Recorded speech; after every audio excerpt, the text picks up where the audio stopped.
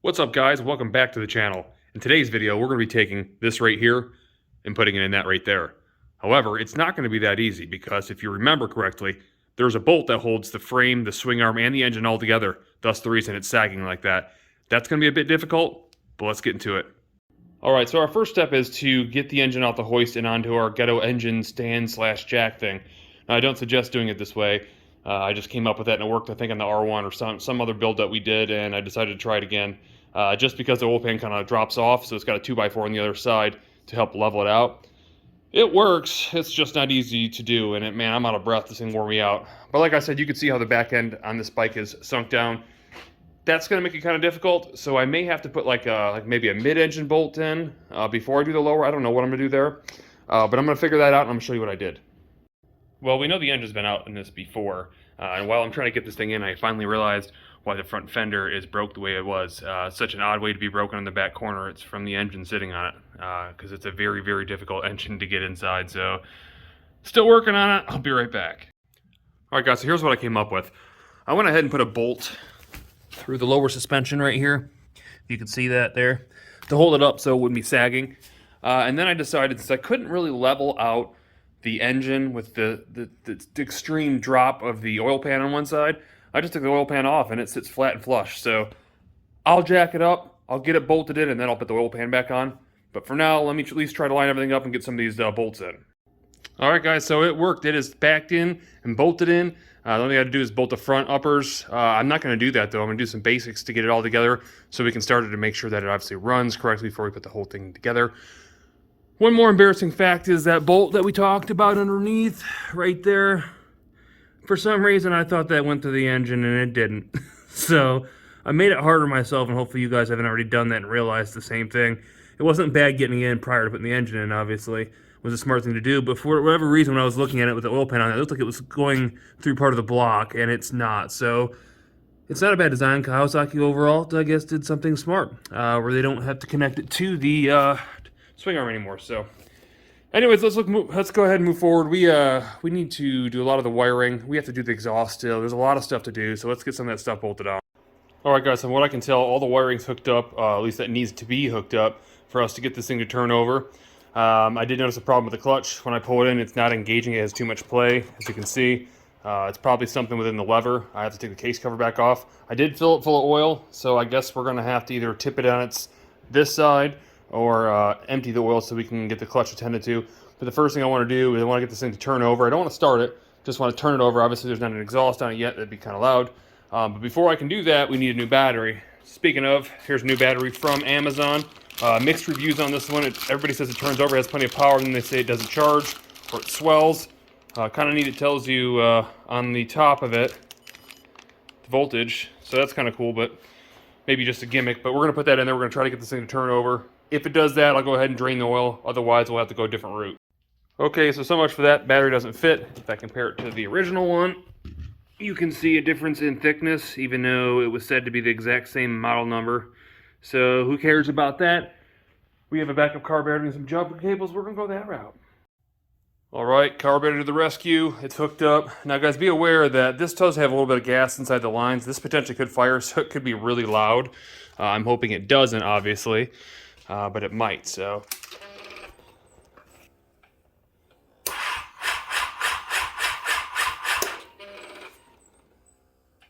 Well, it turns over, just not very fast, and hopefully that is because the battery is low, I'm hoping. Could be a problem otherwise. So let me double check the stats on the battery. Alright, so the battery is only showing 11.6 volts, so it is low. That is good news. That was like the biggest concern for me. If it was turning over slow, which meant, bearings are too tight or something like that. So that's good news. That's going to charge. We'll turn it over a little bit quicker here in a minute. Once we do that, then I will worry about a new battery, but we'll continue putting the exhaust on and everything else. Alright, so I may have got a little ahead of myself. I was really bored. I was waiting on this battery to charge, and it's taken forever, and I'm guessing it has something to do with the Harbor Freight battery charger, which, I mean, 2 rules in the world: you don't eat meat from Aldi's, and you don't buy electronics from Harbor Freight. That's my own dang fault. But while I was bored, I decided to put on the airbox, the gas tank, empty the gas tank for the old gas, put on the radiator, full exhaust, and all that. So everything's pretty much ready to go. We could try now to see if it's charged any better than it was. Definitely here, it sounds like it's got more power. Ooh, okay, well. All right, so it just fired, but it has no gas in it. So I'm gonna go get gas. We're gonna try this again. All right, guys, so it's a moment of truth. Just got back from the fuel station. Put in 2 gallons of 93. We're gonna go ahead and we are gonna turn this thing on. Hopefully the battery's got enough juice now. She's primed. Let's see what happens.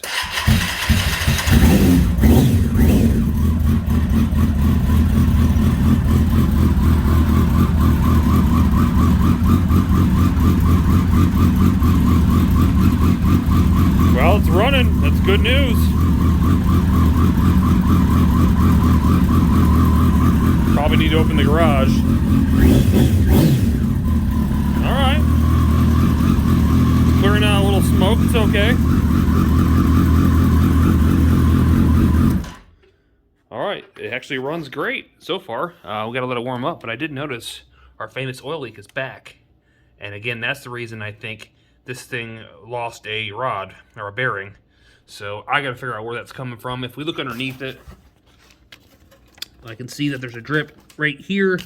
You can see that or not. We got to figure out exactly where that's coming from because I sealed everything that I can think of. So I don't know where that would be leaking from. But I'll get underneath that and check it out. Don't forget, we still have to double check what's going on with the clutch. So I'll get that taken care of, and then we'll start bolting everything back together. All right, guys, so I found our oil leak.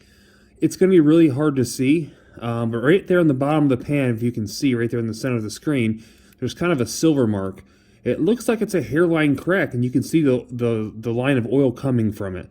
In fact, it must be so small, I didn't even see it on the bottom of the pan when I had it out. So what I'm going to have to do now is I'm going to have to drop the pan to fix this, and that's okay because we got to take the oil out anyways to service the clutch or figure out what's going on with the clutch. But that means I'm going to have to pull out the exhaust, which is, again, simple. Pull off the exhaust, we'll drain the oil, we'll pull the pan, we'll fix the leak, and then we'll fix the clutch. All right, guys, so we got the oil pan off. As of looking at it now, you can clearly see the damage. I have no idea how I didn't see that initially, especially having it right in my face for how long, but there it is. Anyhow, easy fix. All we gotta do is grind this thing down, clean it up with some gas or some starting fluid, and then we're gonna hit it with some JB Weld and let it cure overnight. All right, guys, so there's the oil pan. Really easy fix. All we had to do was grind it down to bare metal, again, cleanse it, and then throw a coat of mixed JB Weld over top of it. That will be ready for us tomorrow. Moving forward, onto the bike itself, we have a few things to still do. I want to get everything basically buttoned up with the exception of what we have to put back right here. So I need to tighten and stretch the chain in the back wheel, get that set up. We got another battery on the way, so that'll be good there for tomorrow. And then we need to put the other side mounts, which are right there for the motor. We'll get all the wiring set up so it's out of the way. And then all we have to do is start putting back together what we just took off. So with the exception of the clutch, we should be about ready to go. All right, guys, so we are back to the clutch. I got everything ripped out, as you can see right here. From what I can tell, I have everything in order as per the instruction manual and the parts fiche.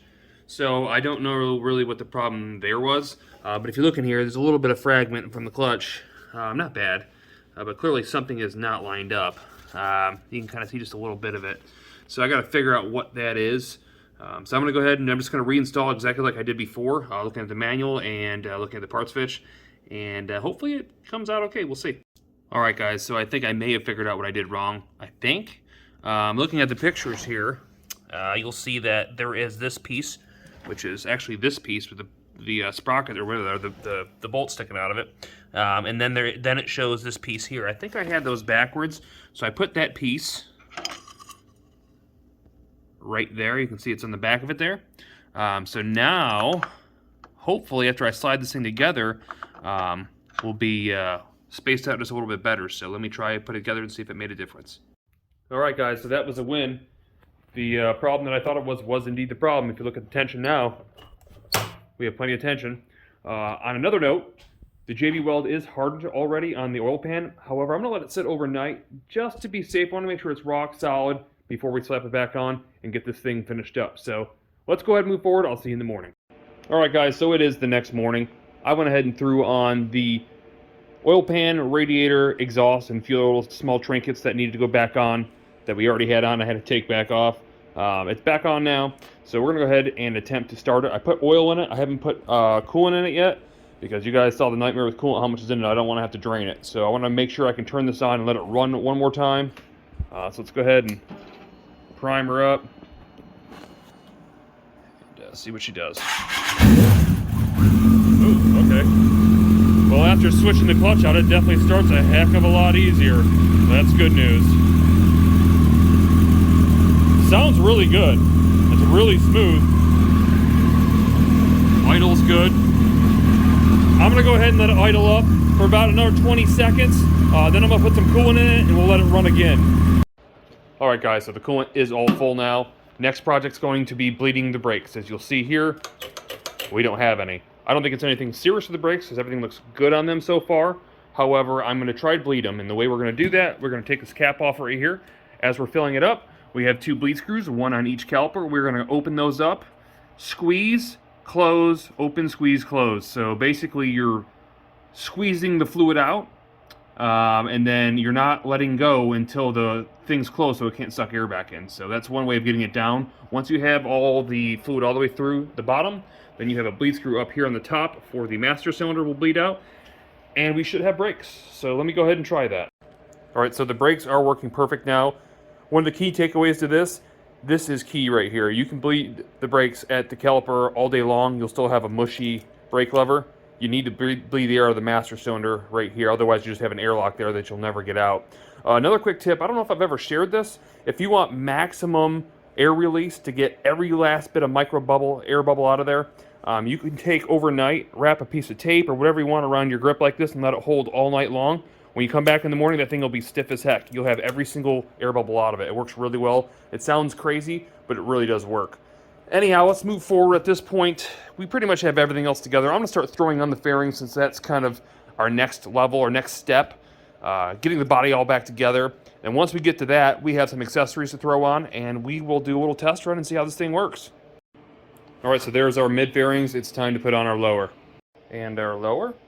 All right, so the next step is going to be our mirrors. Obviously, one over there is broken, so we've opted for our better looking sport mirror. We're going to go ahead and throw those on real quick. Bunny ears on. And our inner cowl thingies. As far as body, that's pretty much it with the exception of our lower side panels here and our seat, which we can't put in because we are waiting for the battery to be delivered. However, one of the last steps we need to take is getting rid of this ugly J-hook. Alright guys, so we're getting ready to put on our levers, and I realized that the green isn't probably going to match the orange real well that they sent. So I'm looking at Gen 1 here. Gen 1s are actually different from the Gen 2. At least that's what I was told by looking online. I don't know if that's true or not, because they look pretty darn similar. So my thought is to take the black out of this and put it on this since the pieces are the same. Even though they are different levers, the adjusters are still the same. So we're going to swap those and then get these on that bike over there. So let me go ahead and see if I can get that done. I'll show you what it looks like. Alright, so J-hooks are off. The new levers are on. And I'm going to tell you, switching those little lever things out right there was a pain. My hands are cramped, so it was not fun switching those. But it worked, and so I'm happy for that. Moving forward, we are going to put in a battery. Compliments of Amazon. Good old zip battery. Chrome battery, they call it something or another. Anyhow, we're going to throw this thing in real quick. Then we'll start putting on our panels on our seat. Battery, seat, and side covers. Now the only thing that's left to do is basically clean this thing up a little bit, go for a test ride, take some glamour shots, and then we're going to talk about numbers. Alright guys, so I changed my mind. And this is just me being me.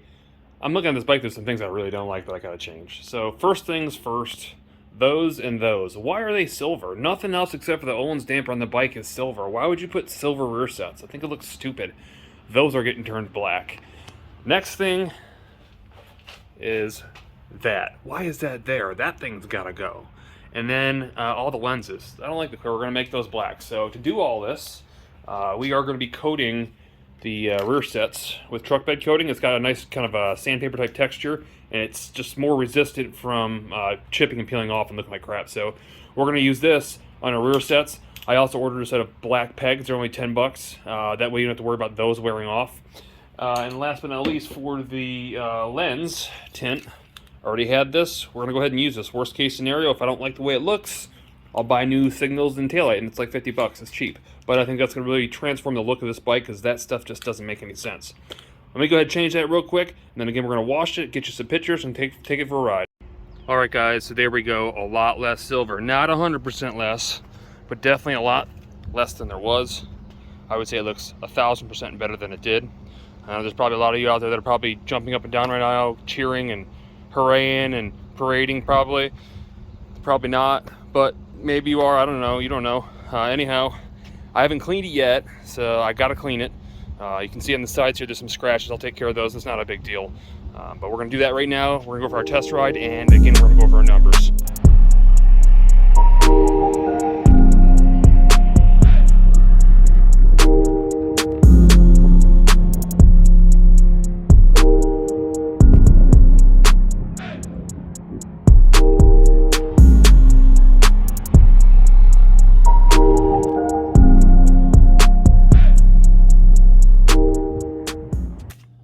Alright guys, so the bike is clean. We went for a test ride. The bike runs absolutely amazing. It's very smooth. It's much less rowdy than the first gen by far. This feels a lot like a ZX14. Mine's a little bit of low end at first takeoff. Definitely a cruiser as opposed to the Gen 1, where the Gen 1's just shouldn't even be street legal. It's just a wild bike. But this is very fast. It has a great power band. It's very linear. Really like the feel of the bike, especially with the exhaust. Prior to putting the exhaust on these bikes, they are very dead until about 5,500, and then they just want to rip you back.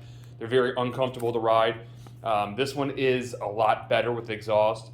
Also, just for you that don't know, the Gen 2 was made to be a lot tamer than the Gen 1 because the complaints were it was more of a track bike than a street bike, and a lot of people were getting hurt on them. So they made it kind of heavier and more sport touring feeling. But let's get into the cost of this bike. I was going to do a ride video. I went ahead and 3D printed a tank mount for my GoPro so you guys can watch us ride. However, traffic is really bad today, and we have a really strong wind advisory. You're not supposed to be on a motorcycle, but I thought I'll do a quick ride, just kind of highway and local street, just to see how it rode, and it did great. So anyhow, if you guys are interested in that link for the 3D printed mount, I'll put that in the description below. But let's go ahead and get into our numbers. You'll see on the screen on the left here, our purchase price for the bike is $1,500. We had to purchase a used block, which was $250, not a big deal. We knew we'd get ahead with that. New parts for the engine, like bearings, etc., $200. And then all the accessories, like the mirrors, the pegs, the battery, the levers, stuff like that, was a total of $125. That totals our total cost investment into the bike as $2,075. Now, out of that, if you look on the right hand side here, we have a bunch of extra spare parts from our secondary block. Now, we would have had more money if UPS didn't decide to throw the crate and destroy the case, but that's nonetheless, it would have been even $300 more ahead. But the totaling parts there are about $550.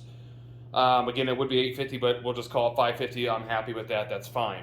Our total cost at that point would be $1,525. Now, the current auction price, the listing price of what these bikes are going for, or actually selling for right now, with similar mileage, is $6,700.